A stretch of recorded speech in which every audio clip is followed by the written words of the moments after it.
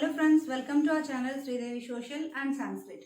Today we are going to learn about the 10th standard first lesson India relief features. To know about this, first we should know where our India is located. India is located in between 8 degrees 4 minutes to 37 degrees 6 minutes north latitude and 68 degrees 7 minutes to 97 degrees 25 minutes east longitudes. And the distance or the extent from north to south of India is 3214 kilometers. From west to east it is 2933 kilometers. Indian Standard Meridian is 82 degrees 30 minutes east longitude. And coming to the point, why did I write Indira Point here? Yes, it is the southernmost tip of India. It is at 6 degrees 4 minutes north latitude. And today's lesson, as I said, is India relief features. Relief features of our country, there are 6 relief features. Let's know what they are. The Himalayas, the Indo-Gangetic Plains, the Peninsular Plateau, the Great Indian Desert, the coastal plains and the island groups. Let's study each one of them in detail. First relief feature of our country is the Himalayas. In the Himalayas, there are 3 different parts. Himadri ranges, Himachal ranges, Shivaliks. Himadri ranges are also called as the Greater Himalayas. Himachal ranges are also called as Lesser Himalayas. Shivalik ranges are also called as Outer Himalayas. Where are they located exactly? They are located from Jammu and Kashmir to the Arunachal Pradesh. They are located from the Jammu Kashmir to the Arunachal Pradesh. In the Jammu and Kashmir, the width of the Himalayas is 500 kilometers, whereas in the Arunachal Pradesh it is 200 kilometers. Coming to the Greater Himalayas now in detail. The Greater Himalayas height is 6100 meters. And in this we have the world's highest mountain called Mount Everest, Kanchenjunga, K2 or Godwin Austen. The highest mountains of the world are located in this Himadri region. And this Himadri region is fully covered with ice and snow because of the glacialization process. Glacialization means slow melting of the ice of the Himalayas. Slow melting of the ice of the Himalayas is called as glacialization, and because of that we are having the 3 important river systems called Indus, Brahmaputra and Ganga. 3 important rivers, Indus, Brahmaputra and Ganga rivers are born in the Himadri region. So once again, what are the 4 important points that we should remember about the Himadri? It is height is 6100 meters, average height. They are formed with the snow and ice. And 3 big river systems of our country, Indus, Brahmaputra and Ganga are here. Coming to the second relief feature called Himachal. The average height of the Himachal is in between the 3700 to 4500 meters height. It is fully covered with a rugged relief. And in this we have the Mahabharata ranges and also the Tir Panjal ranges. The Himalayas are the home of the famous valleys like the Kashmir Valley, the Kulu Manali Valley, the Nainital and the Chakrata. And the lesser Himalayas are also the home of evergreen forests. The next coming to our Shivaliks. Shivaliks are the outer Himalayas with a height of 900 to 1100 meters, and they are called with the different names in different places. And the dune valleys are the speciality of the Shivaliks. What are dune valleys? The valleys lying in between the lesser Himalayas and outer Himalayas. The valleys which lie in between the lesser Himalayas and outer Himalayas are called as the dune valleys. The world famous dunes are Dehradun, Patli Dune and Kotli Dune.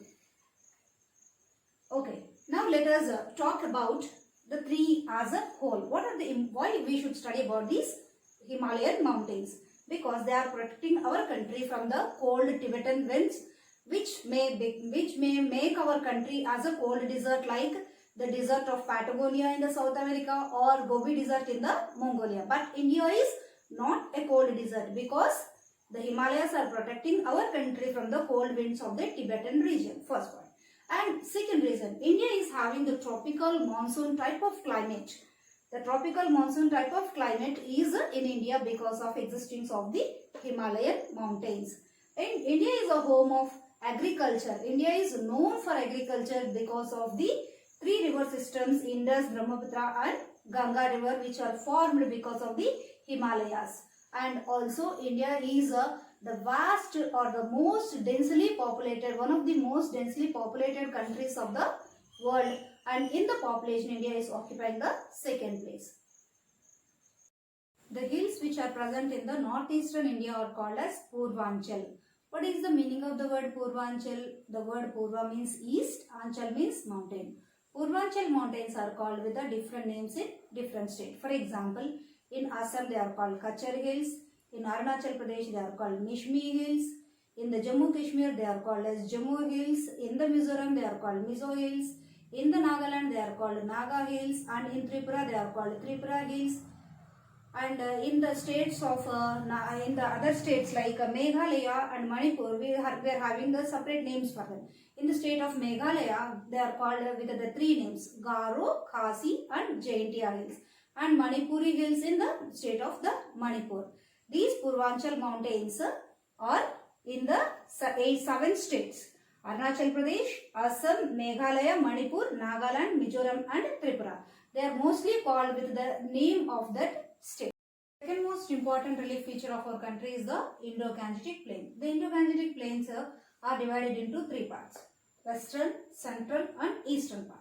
Western part is formed with the Indus River and its tributaries. Central part is formed with the Ganga River and its tributaries. And eastern part is formed with the Brahmaputra River and its tributaries. First, let's know about the western part of it. Western part of it is formed with the Indus River. Indus River is having 5 tributaries called Jhelum, Chenab, Beas, Ravi, Satluj. Jhelum, Chenab, Beas, Ravi, Satluj. We can call JC brothers. Jhelum, Chenab, Beas, Ravi, and Satluj.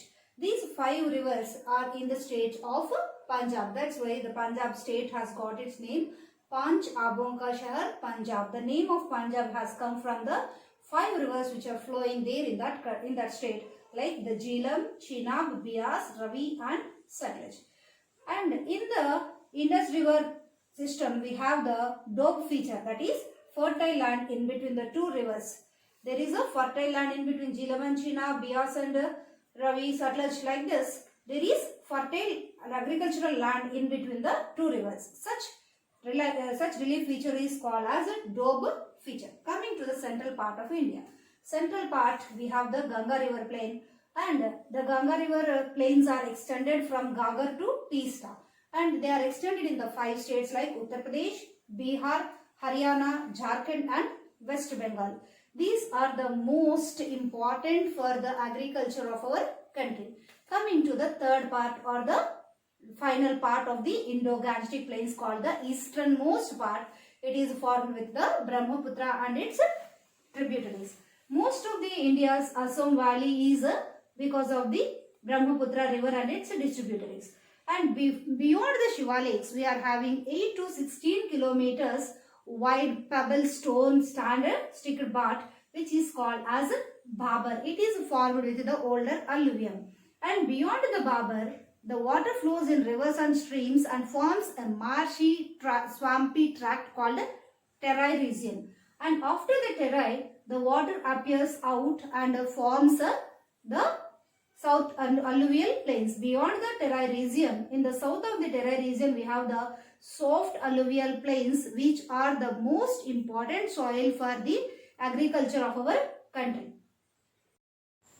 The third relief feature of our country is the peninsular plateau. What is a peninsula? A land mass which is having water on 3 sides, and one side land, it is called as a peninsula. India is having water on 3 sides. On the western side, Arabian Sea; on the eastern side, Bay of Bengal; and the southern side, Indian Ocean; and northern side, the Himalayas. That's why India is called as a peninsula. And this Indian peninsular plateau is covered with old crystalline, hard, igneous, and metamorphic rocks. And our Indian peninsular plateau is the topography of the Indian peninsular plateau is slightly tilted towards the east. In this, we have the 2 main plateaus called Malwa Plateau and Deccan Plateau. Let us know in detail about each one of them.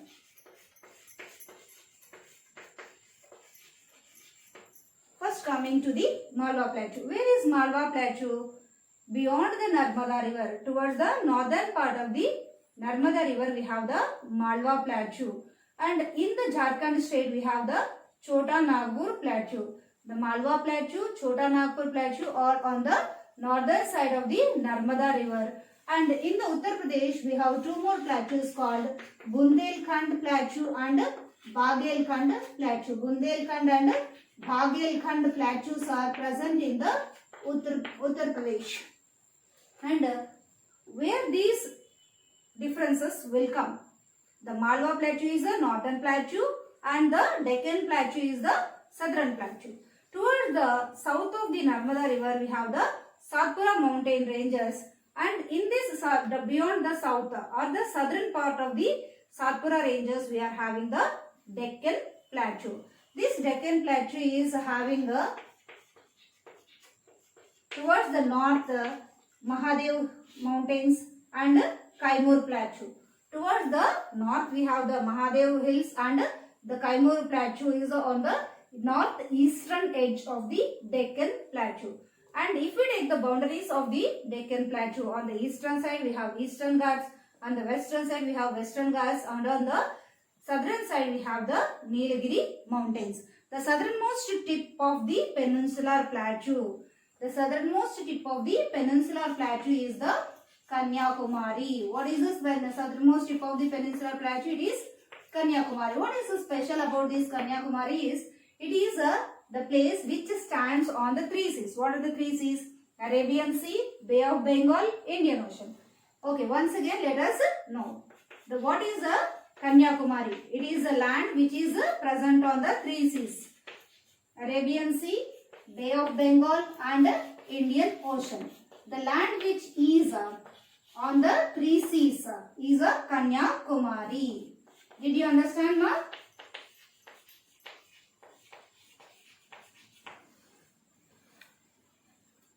Okay, once again let's know about our peninsular plateau. Any place which is having water on three sides and land on one side we call as a peninsula. And in the world, like India, one more peninsular country is there, it is Italy. And it is Indian peninsular plateau is covered with the old crystalline, hard, igneous and metamorphic rocks. And the plateau regions are famous for the minerals. Whether it is a Malwa Plateau or the Chota Nagpur Plateau or the Deccan Plateau, most of the minerals are present in this plateau regions. Mostly the Chota Nagpur Plateau, which is present in the state of the Jharkhand. It is compared with the Ruhr Valley of the Germany because it is the richest source of minerals, and that is the reason why Jamshedji Tata started the first iron and steel company in the Jamshedpur in the Jharkhand state in the 1905 year itself. Because of the availability of minerals in large amounts at that place, the first iron and steel company of our country called Tata Iron and Steel Company was established by Jamshedji Tata in 1905. Let us know the differences between the Western Ghats and the Eastern Ghats. Western Ghats lie parallel to the west coast, whereas the Eastern Ghats are lying parallel to the eastern coast. Western Ghats are continuous in the structure, whereas Eastern Ghats are not continuous. They are cut off at the coastal plains of the Krishna and Godavari. Western Ghats are extended from Rann of Kutch in Gujarat to Kanyakumari in the south, whereas the Eastern Ghats are extended from Mahanadi Valley in the north to the Nilagiris in the south. Western Ghats are higher than the Eastern Ghats because they are the birthplaces of the rivers like the Krishna, Godavari, Penna, etc. Eastern Ghats are lower than the Western Ghats, and most of the rivers like the rivers Krishna, Godavari, Penna, which are originated in the Western Ghats, they cut across the Deccan Plateau and join the Bay of Bengal. Near the Gudalur, the Nilagiris join the Western Ghats and they gave rise to the mountains of a height nearly 2000 meters. But the average height of the Eastern Ghats rarely exceeds the 900 meters. Ooty is the hill station in the Nilagiris. It is also called as Udakamandalam, or it was called in the British time as Uttakamand. But in our Eastern Ghats also there are Horsley Hills which are summer resorts in Eastern Ghats regions. Dodbetta, with the height of 2637 meters, is the highest mountain in the Nilagiri mountains. Arnamalai Hills, Palani Hills are present in the state of Tamil Nadu, and Cardamom Hills are present in the Kerala state. Annaimudi, with a height of 2695, is the highest mountain in the South India. Coming to the Eastern Ghats, highest peak is the Aroyakonda. It is present in the Chintapalli village of Vishakhapatnam. Its height is 1680 meters.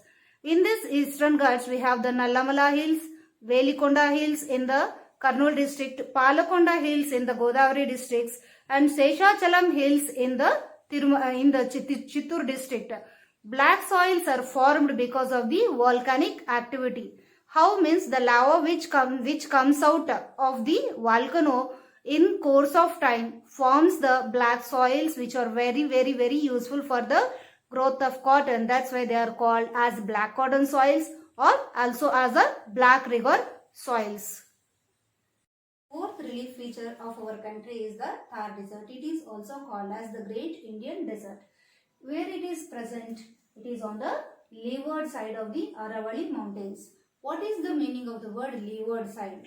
When a very big mountain is there, the side which provides the rain-bearing winds is called windward side, and the side where the rain-bearing wind will not come and there will be very scanty or little rainfall is called as the leeward side. That's why as the Thar Desert is located on the leeward side of the Aravalli Mountains, it gets very less, that is 100 to 150 millimeters of the rainfall per year. But that rainfall also, before it reaches the surface of the Thar Desert, it evaporates in the middle itself. And it contains mostly undulating sandy plains and rocky outcrops, which makes the place not suitable for the agriculture. It is having arid climate. Arid means very dry climate with very little amount of water, and hence the vegetation is not possible in the Thar Desert region. And the only river present in the Thar Desert is the Luni River. And one very important feature about the Thar Desert is the presence of the Indira Gandhi Canal. If this Indira Gandhi Canal of 650 kilometers, the longest canal in total India, if this is not there, there will be no people in the Thar Desert. But because of this, so many acres of hundreds of acres of land is being provided with the water for irrigation, and people are living in the Thar Desert because of the existence of this Indira Gandhi Canal, which is called the longest canal of our country with 650 kilometers. The fifth relief feature of our country is the coastal plains. The coastal plains of our country are divided into two parts: the western coastal plains and the eastern coastal plains. Western coastal plains, they start from the Rann of Kutch in the Gujarat and they are extended up to the Kanyakumari in the south. Whereas the eastern coastal plains, they start at Mahanadi Delta in the Odisha and they continue up to the Kaveri Delta in the Tamil Nadu. Western coastal plains are very narrow and infertile. Eastern coastal plains are very wide and they are very fertile. Why means the western coastal plains are uneven and they are broken by the hilly terrains. That is the reason why they are not fertile. And the eastern coastal plains are formed by the rivers Mahanadi, Godavari, Krishna, Godavari, Kaveri, and so they are very fertile. The western coastal plains are having three divisions like the Konkan coast, Canara coast and the Malabar coast. Konkan coast is the northernmost region with the Maharashtra and the Goa states.